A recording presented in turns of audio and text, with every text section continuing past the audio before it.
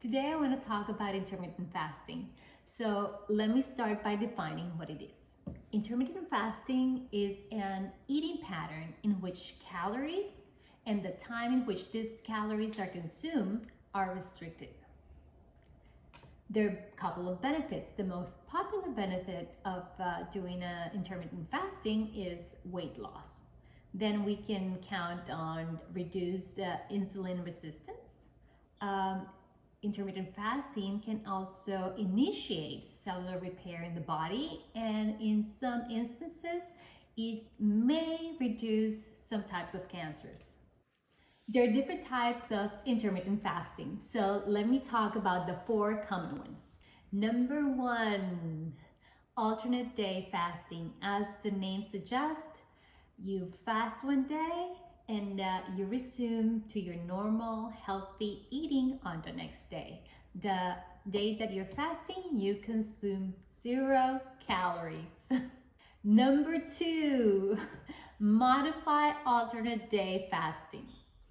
Why modify? Because in this version of the ADF, or alternative day fasting, what you do is that instead of eating 0 calories, you consume 500 calories or 20 to 25% of your energy requirements. On the next day, you resume to your normal healthy eating. Number 3, periodic fasting. This is the popular 5-2 method in which you consume calories for 5 days and you fast for 2. On the days that you're fasting, you consume 500 calories or 20 to 25% of your energy requirements. With this type of fast, you are allowed to choose your fasting days. Number 4, time restricted eating. That's my favorite type of fasting. That's the one that I practice on a daily basis.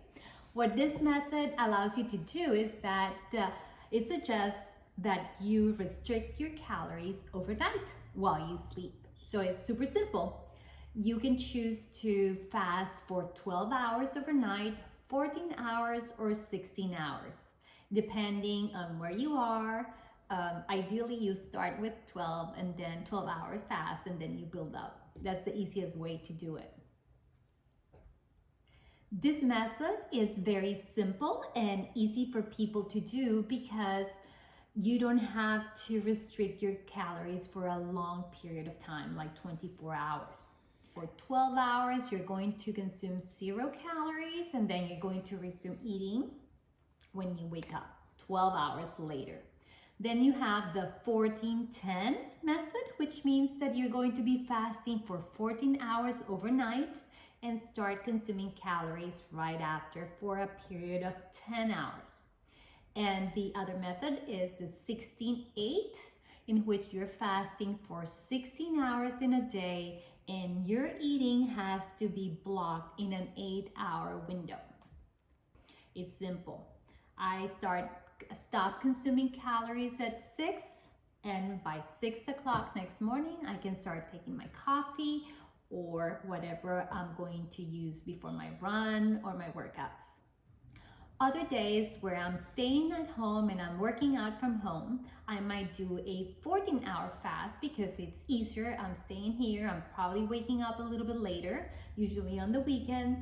So naturally, my fast goes a little bit longer. I didn't have to do anything. It's just part of my sleep-wake cycle. So that's what makes it so easy and simple for people to jump on board on this type of fasting. There's the other method, which is a little bit longer, where you fast for 16 hours and you consume food for a window of 8 hours. That's a little bit more restricted. You're fasting a little bit longer, and then you're probably gonna have to adjust and plan ahead so that you have all your meals in place. Usually on the 16-8, most likely you're just gonna have 2 meals a day. You're gonna have your first meal closer to noon, and then you're going to have an early dinner like around 6 or 7.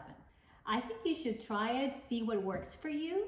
The longer hour fast, the 16 method, 16-8, will probably allow you to lose weight a little bit faster, just because you're going to be depleting your glycogen levels for a longer period of time, and you're going to see that weight loss faster.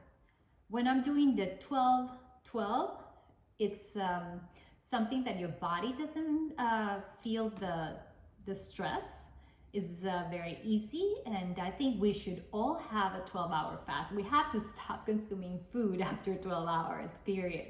I hope you're not the one that wakes up in the middle of the night and sleepwalks into the kitchen and starts feeding yourself. Don't do that. Intermittent fasting, or any type of fasting, is not a magic pill. If you fast and then you resume your normal eating, and that means full of junk food and simple carbs and who knows what else you're eating, it's not going to give you the effect that you're looking for. So ideally, if you are incorporating intermittent fasting into your life, you should have a healthy eating pattern in place so that you can incorporate it both and get the benefits that you want.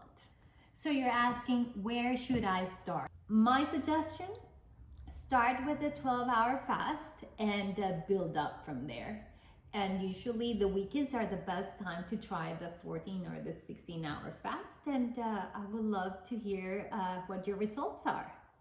As an athlete, my opinion, for me, what works for me is the 12-hour fast with probably a 14-hour fast on the weekend.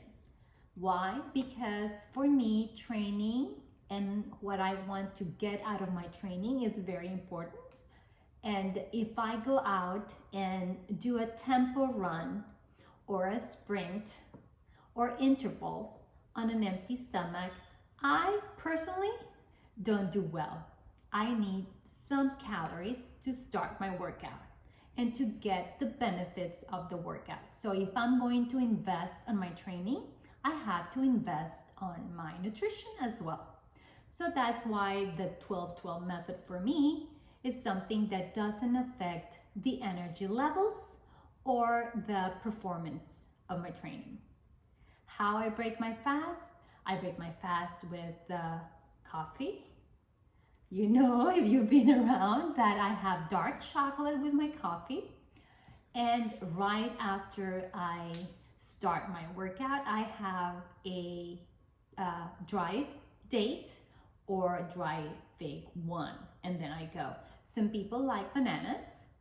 I particularly don't like to feel full when I go out and train. That's why the dry fig and date are super easy and simple to consume, and they don't make me feel bloated. You have to try it for yourself because everybody is different, right? So make sure you drink enough water. And there's some individuals who should not consider any type of fasting, including intermittent fasting. These people include underweight individuals, pregnant women, children, people at risk of hypoglycemia, people with an eating disorder, or people who are suffering any other kind of chronic disease. In these cases, it's best to consult with the medical professional. There are some side effects that you should keep in mind every time that you're doing intermittent fasting or any type of fasting. Some of them might be low energy, irritability, hunger, dizziness, headache, even stomachache. So just keep them in mind and make sure that you're conscious about it, and that way you can reassess what you're doing. So good luck. So I hope you like these tips, and let me know in the comments if you're willing to try something, and I'll be happy to hear from you. Don't forget to subscribe. There's a lot of more information that I'm preparing for you, so just stay tuned. In the meantime, stay well, stay safe. Bye.